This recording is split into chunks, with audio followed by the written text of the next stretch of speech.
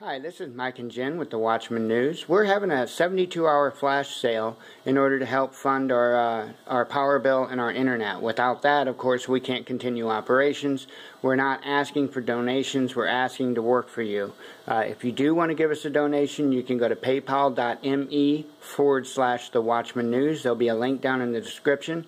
Otherwise, as you guys know, we sell cups, we sell e-juice, we sell decals. We can do custom cups, we can do custom decals. The cups are $13.99, shipping included, and the juice is $9.99. Shipping's not included in that, but you only pay one time for shipping no matter how many bottles you buy. So we can do custom stuff. Here's a cup I designed. I know that the handle's broke. We do our practice on broken cups. That's a cup I designed with Leonardo, the super dog. And let's see here. We got this one I never did put on the site, but it's a cup that I had originally designed for the site. This is the one that you see featured on the home page right now. The We Ain't Done, Keep Sharing. They come in a custom triangle box for safe shipping. And the decals, however, these don't have the masking on it. The masking is right here. If I put the masking on it, you wouldn't be able to see the decal. However, before you would receive a decal, it would get the masking on it. Okay, so here's the deal. We cut our own decals. So we sublimate our own cups. So this is we do all this right here at home. And we'll be happy to do custom work. Just email me at orders@thewatchmannews.com, orders@thewatchmannews.com. I'll have that email down in the description. What you see in front of you is our giveaway prizes, but we got to be able to make sure we have our power, our internet, and be able to pay for the shipping to ship these out. But here's the first place right here, here's the second place right here, and the decal is the third place right here. So let us know what we can do for you. Thank you.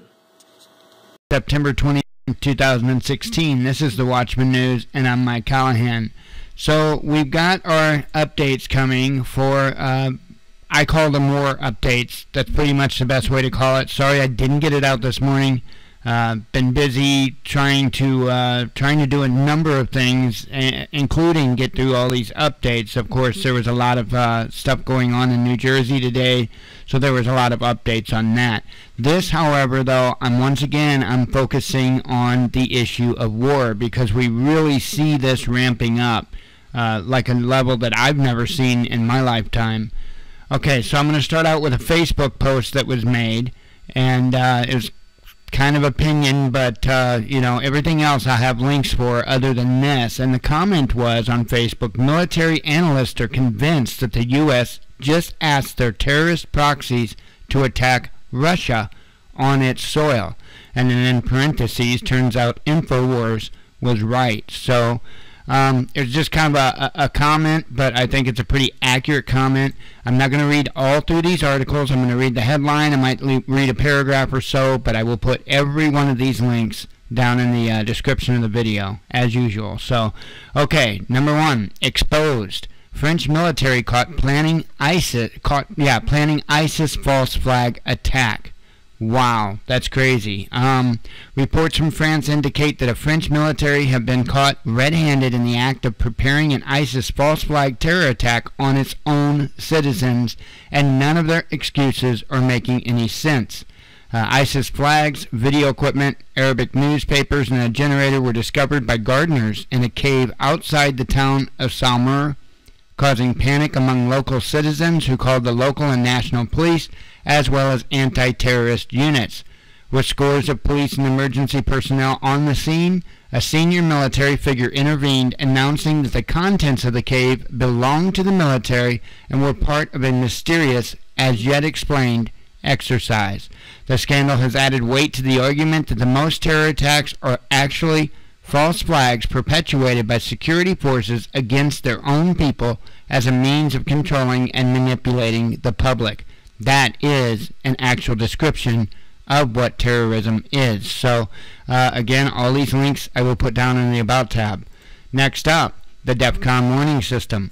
Heavy price of India, Pakistan war, 21 million may die, half of ozone layer will vanish. Now, this is talking about if there is an exchange, a nuclear exchange. If India and Pakistan fought a war detonating 100 nuclear warheads, around half of their combined arsenal, each equivalent to a 15-kiloton Hiroshima bomb, more than 21 million people will be directly killed, about half the world's protective ozone layer would be destroyed, and a nuclear winter would cripple the monsoons and agriculture worldwide. So, again, all the links would be down there. Insane. And it does seem like it's ramping up to that. I know that, some of these countries in the Middle East, they have a rhetoric to where they go back and forth, and some of them, they're doing it all the time, and others are doing it just, every so often. But right now, the entire globe, when it comes to military, it seems like it's completely volatile. All right, next up, waiting for the page to load in. Sorry about that. Okay, well, we'll go to the next one and let that one load. So, of course, this one's got to load too. Here we go. Separatists say Russian troops staging exercises in Moldova. The news agency of Transdniester Separatist region in Moldova says Russian troops have begun another round of military exercises in the territory.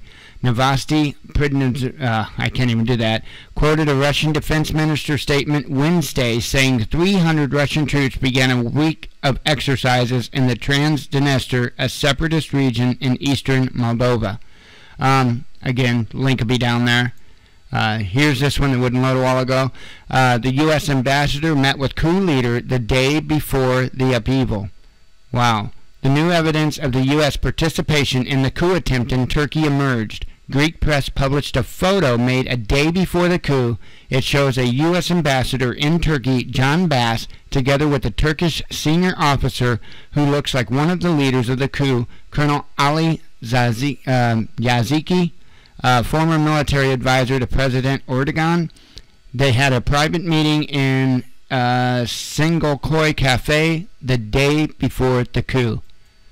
Very interesting, and I've suspected U.S. involvement in that from the moment it started.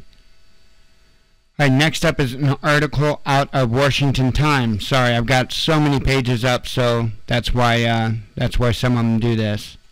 So I'll move on to the next one here and see if it loads up any quicker. Here we go.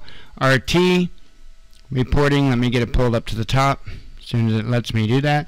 Russia will continue to send troops home in body bags. U.S. warns Moscow if Syria violence goes on.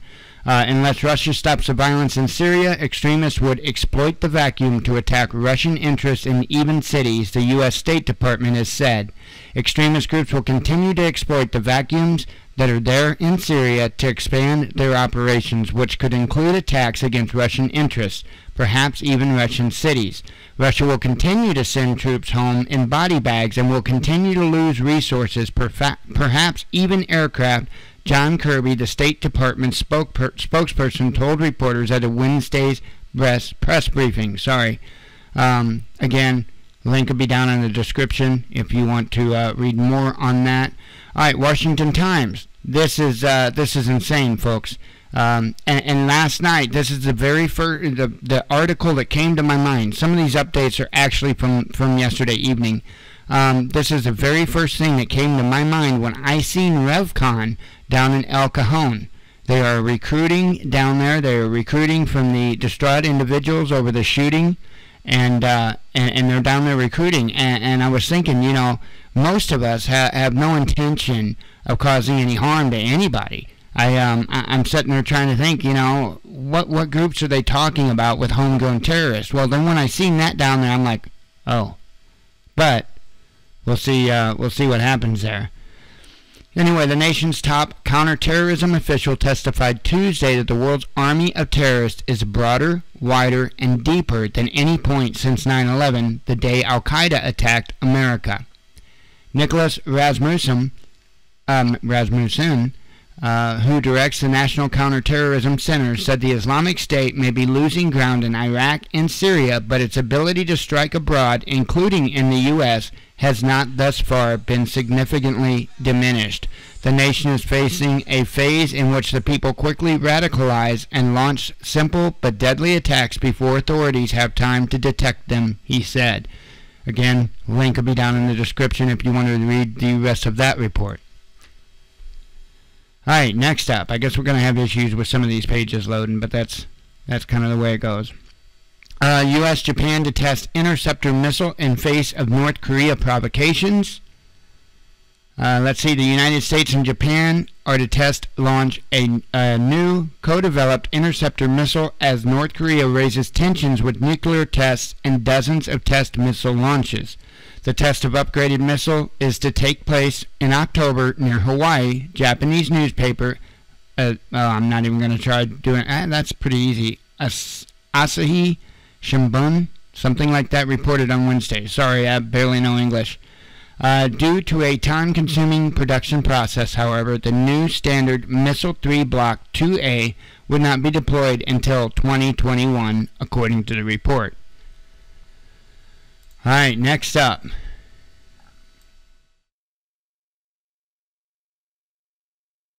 That one's going to take a little bit. Let me try to open the Yahoo tab. Again, I've got so many windows open on my computer. I'm surprised it's even running as efficient as it is. Alright, here we go. Russia steps up trolling attacks on the West. U.S. Intel report finds. A new U.S. intelligence report says that the Russian government is conducting a wide-ranging and opportunistic campaign to expand its political influence in Europe by deploying internet trolls and other cyber actors to challenge pro-Western journalists and spread pro-Kremlin messages in social media forums. Yahoo News obtained a declassified summary of the report, which also describes the role of two state-owned media outlets, RT and Sputnik. Interesting, huh? And what some experts say is an increasingly aggressive information warfare campaign. According to the report, the outlets promote Russia's political aims with programming targeted to activist audiences, including far-right and far-left elements of European society. It adds that RT channel gives disproportionate coverage and airtime to the European Parliament's more extreme factions. This is interesting, and you know, here's the thing. I don't know Sputnik very often. You know, I don't know them that well to know how often that they give false reports or embellish reports and stuff like that. But I follow RT pretty closely, and RT is pretty well on point every single time. RT also gets out reports quicker than a lot of the media here in the U.S. does, and a lot of it's the same information. So, you know, let me ask you this. Is it Russia stepping up trolling attacks and what they're doing, or is it the United States stepping up propaganda? That's for you to decide, but it's a question that we all need to ask. All right, here we go. This is out of Turkey. Let's see. This is the Syrian Arab news agency. The headline is, Turkey hoists its flag on building in Jarablus in new violation of Syrian sovereignty. Aleppo, in violation of the international laws, the Turkish regime under Recep Tayyip Erdogan has established a hospital in Jarablus city, I guess it's pronounced, northern Aleppo. Hoisted the Turkish flag on top of it, committing a blatant violation of Syrian sovereignty.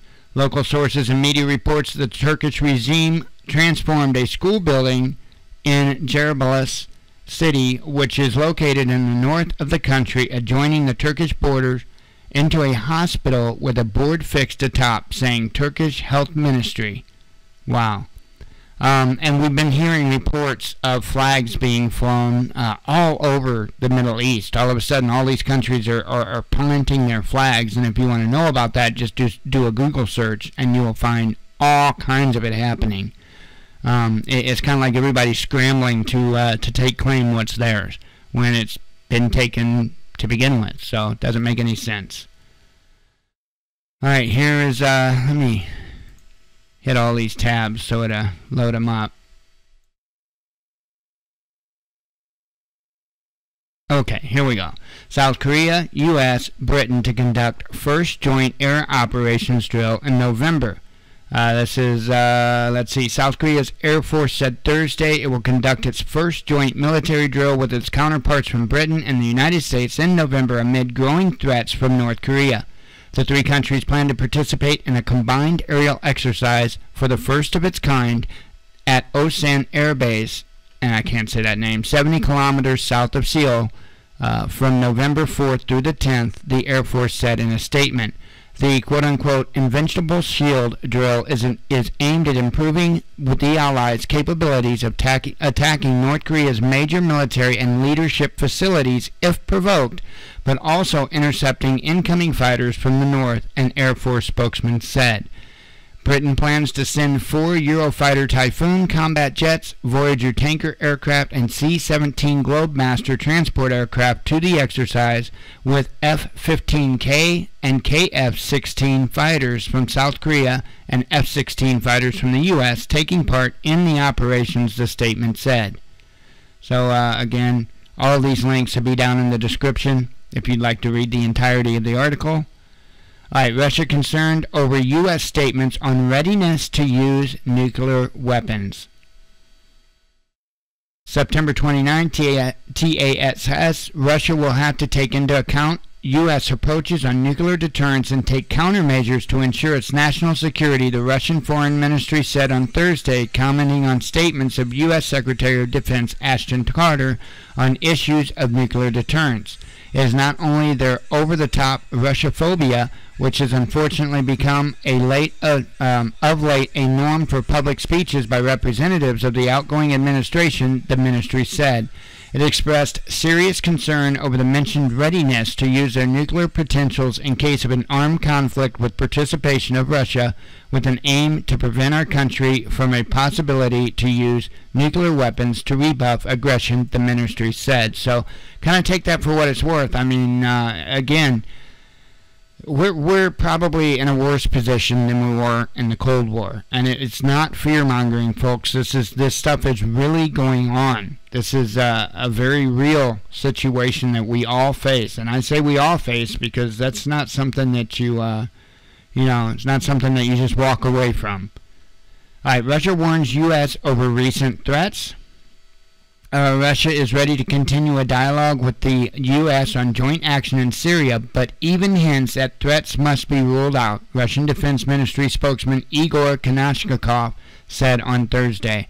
We once again state that we are fully ready for continuing a dialogue with the American side and for continuing work on joint measures in fight against terrorists in Syria, he said.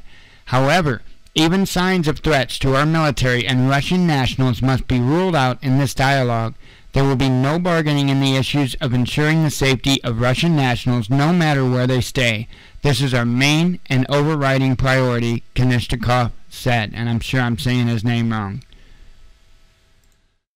Alright, and this is the last one I have for you at the moment. Israeli army deploys scores of spy drones in occupied Golan, I'll get it right, to monitor Syrian army. Israel media said that the reconnaissance drones will play a crucial role in monitoring military developments in southern Syria, particularly the Golan Heights. These drones are equipped with advanced cameras to take images from very far distances. The drones also can identify people in their cars, the media sources claim. Let me tell you what, they can do a lot more than that too. Terrorist groups fighting against Syrian government and army have been provided with Israeli intelligence and air support frequently. The Israeli military aircraft have violated Syrian territories to back the terrorist groups' offensive on government forces positions near the Golan Heights in Quneitra, or Kuncha. I'm not sure. I don't think I've ever heard that. In a last case, the Syrian army shot down a drone, a fighter jet, and a helicopter of the Israeli regime earlier this month. So there's a lot going on, and I'm sure that there's going to be many, many more updates through the day. Thanks for catching up on this with us, and we'll talk to you soon.